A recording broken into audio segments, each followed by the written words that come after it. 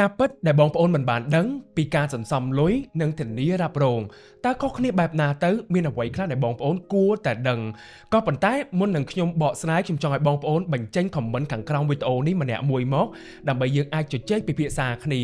ដោយសារខ្ញុំគិតថាប្រធានបទនេះគឺពិតជាសំខាន់មែនទែនទាំងទៅលើកត្តាហិរញ្ញវត្ថុនិងជីវិតរបស់យើង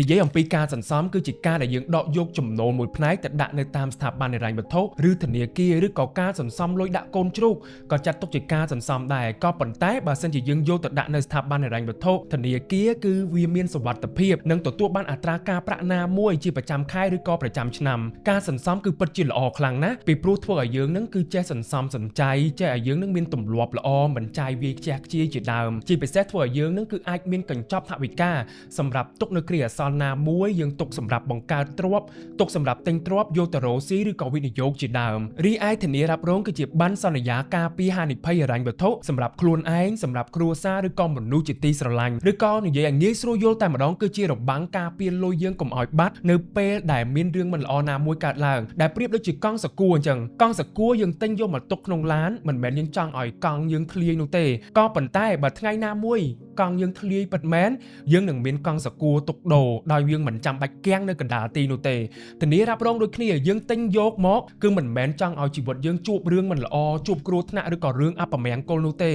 តែយើងទិញទុកដើម្បីការពារហានិភ័យណាមួយដែលកើតឡើងដូច្នេះសរុបមកការសន្សំគឺជាភាពរីកចម្រើននៃសាច់ប្រាក់រីឯធានារ៉ាប់រងគឺដើម្បីសុវត្ថិភាពដើម្បីការពារទ្រព្យសម្បត្តិកុំឲ្យបាត់នៅក្នុងផែនការហិរញ្ញវត្ថុឆ្លាតវៃយើងមិនអាចអត់ណាមួយបានទេប្រាក់សន្សំក៏ត្រូវតែមានធានារ៉ាប់រងក៏ត្រូវតែមានដូចគ្នាដើម្បីឲ្យជីវិតរឹងមាំឧទាហរណ៍ជាក់ស្ដែងប្រសិនបើបងប្អូនមានលុយសន្សំ$10,000នៅក្នុងធនាគារហើយថ្ងៃណាមួយមានជំងឺធ្ងន់ធ្ងរនោះបងប្អូននឹងចំណាយលុយ$10,000ហើយប្រាក់សន្សំក្នុងធនាគាររបស់យើងនឹងធ្លាក់ចុះពី$10,000ទៅ$0ក៏ប៉ុន្តែប្រសិនបើបងប្អូនមានធានារ៉ាប់រងនោះក្រុមហ៊ុនធានារ៉ាប់រងនឹងចេញមុខមកដោះស្រាយថ្លៃព្យាបាល$10,000នោះហើយប្រាក់សន្សំនៅក្នុងធនាគារ$10,000យើងនៅតែរក្សាដដែលដូច្នេះនេះគ្រាន់តែជាគំនិតសម្រាប់បងប្អូនយកទៅពិចារណាបន្ថែមនោះទេ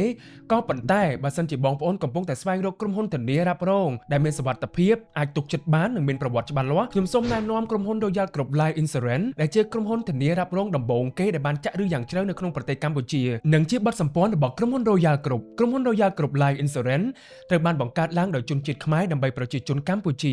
ហើយពួកយើងបានការពារហិរញ្ញវត្ថុជូនប្រជាជនកម្ពុជាអស់រយៈពេលជាង14ឆ្នាំហើយក្រុមហ៊ុនកូនខ្មែរមួយនេះនៅតែបន្តបេសកកម្មនៅក្នុងការការពារសុវត្ថិភាពហិរញ្ញវត្ថុសន្តិភាពផ្លូវចិត្តនិងភាពរីកចម្រើននៃក្រុមគ្រួសារប្រជាជនកម្ពុជា